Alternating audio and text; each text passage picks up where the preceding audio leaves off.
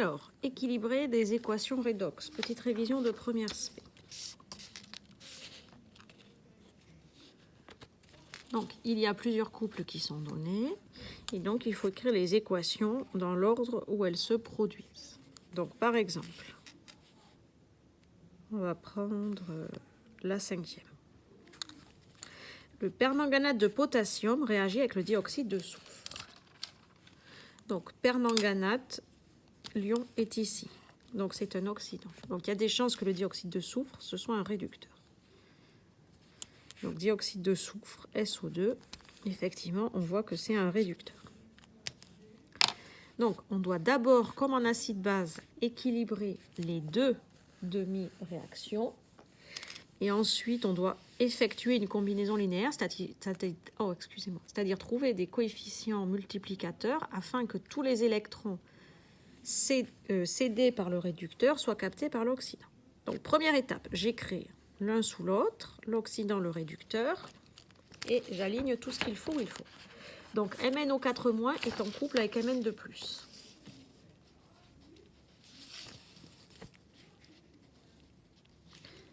Est en couple avec Mn de plus.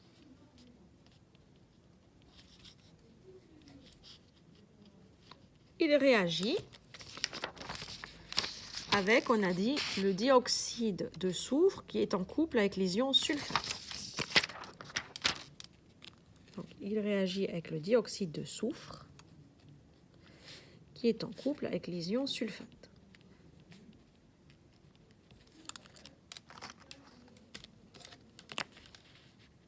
Je prépare mon trait pour ensuite trouver l'équation de la réaction. Alors, on est parti. Je vous rappelle, méthode OE. C'est une méthode systématique. On équilibre tous les éléments autres que O et H. Puis, on équilibre O avec des molécules d'eau. Puis, on équilibre H avec des ions H+. Puis, on équilibre les charges avec des électrons. 1 Mn, 1 Mn. Je passe aux oxygènes. 4 oxygènes. Donc, ici, il me faut 4 molécules d'eau. Puisque une molécule m'emmène un atome d'oxygène. Inconvénient, c'est qu'elle m'emmène des H. Donc 4 fois 2, 8. Ici, il n'y en a pas. Ici, il n'y en a pas. Donc plus 8 H+. Et ensuite, il faut équilibrer les charges. J'ai bien dit équilibrer les charges. Je n'ai pas dit que les charges soient nulles des deux côtés. Donc ici, j'ai 8 plus 1 moins, donc ça fait 7 plus. Ici, j'ai 2 plus. Comme on ne peut que rajouter des électrons qui sont négatifs, eh bien on va les rajouter ici, et on va en ajouter 5, parce que 7 plus 5 moins, eh bien il reste 2 plus, et c'est équilibré. Première demi-équation équilibrée. Je passe à la deuxième. On équilibre tout, autre que H et O. Un S, un S.